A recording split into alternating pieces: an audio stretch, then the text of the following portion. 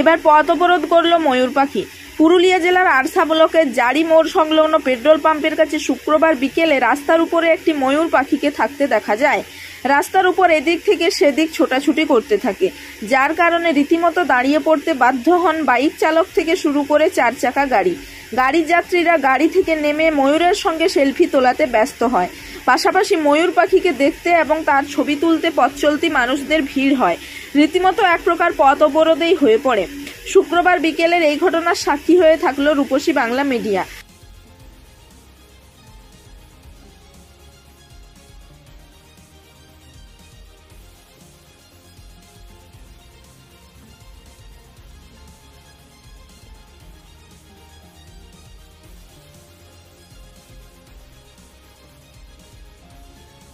ARSA থেকে নয়ন কুইরির report, রূপসী Bangla media.